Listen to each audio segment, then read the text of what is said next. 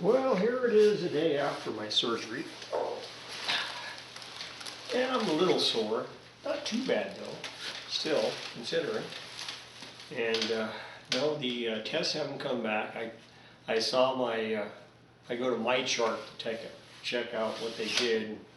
All it says is that they did the test. It doesn't really give a lot of information other than the blood test, which came back the same as my other was, except for the white cell count was 1,000 less than the last time I took it, back on January 12th.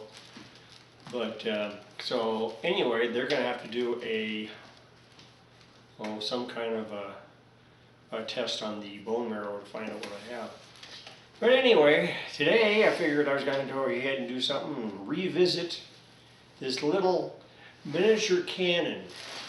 I tried it before, couldn't really get it to work. That little guy, let's see if you guys can see that. That little tiny guy there. The touch hole was just like a pin hole. I mean, it's so small it's not funny. Well, I decided to do something with that. So what I did, I have two of them. So the other one I chucked into my drill press, and I made the bore bigger, and then I made the touch hole so that you could put a regular fuse in it. So I have a waterproof cannon fuse I use on it. So, and since these are miniature cannons, worked out great. But so I'm going to try to do that, and I have it loaded actually right now. It's in my vise, so it can't go anywhere out here in the garage. And what I've used for a ramrod is a cotton swab, and I shoved the, I cut it in half actually, and I shoved the stick end to pack down the powder, and then the other end I have the Q-tip ball. It just shoved into the bore. So if this thing goes off, it'll just shoot out the cotton swab.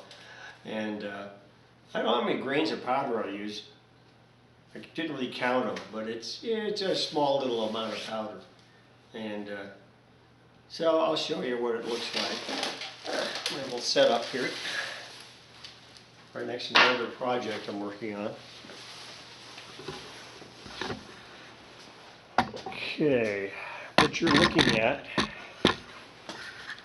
let's see if you can see that, getting closer. I don't know, maybe a little closer. How close can I get? I don't know. See if that, it doesn't look like it wants to focus there. I'll bring it back a little bit.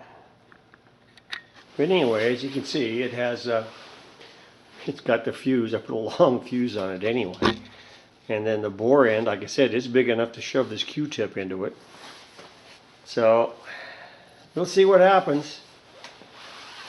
It's either going to make a noise, or it's going to be like a rocket, or it'll just fizzle out the back. I don't know what it's going to do.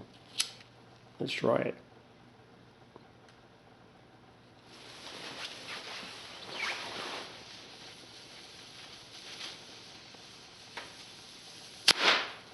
There it goes. Whoops. Shot that cotton ball out. So it did work. There you go. So, of course, now I got to find the cotton ball, because it's probably smoldering somewhere. Oh, jeez. But anyway, so it does work. And what I had to do is I had to make the, I'll show you how big the bore is now. That's the bore of the new one. So we'll use a comparison here. We'll do a side by side here. So, side by side, that's what we're looking at. About 3 times the size. And there's a touch hole. Whoop, there you go. So, yep, it'll work. I don't see anything smoking. Although, that didn't really make too much smoke here in the garage. So, Had I packed it down harder, it might have actually made a lot more noise. But as you can see, it did work. Oh, and this is another project I'm working on. This is a ebony knife handle. But unfortunately, when I was putting it together, it is epoxy together, it developed a crack. And I'm not going to get any more, so I'm going to have to go ahead and fill it in and then grind it all down. It's not done anyway, I mean, scales on it. But it's a Bowie knife, actually, is what it is. So, but yeah, so I have to go ahead and grind all this down. And then I'm going to fill it in with more epoxy. I use 5-minute epoxy on it, actually, to put the scales together. So anyway, that's a couple of projects I'm working on here. At least I know the cannon works now. So I'll probably do the same thing to the other one. We'll see what we can do with that one. And so that'll be it for here. Just wanted to do a short one to show you what's going on. Bye for now.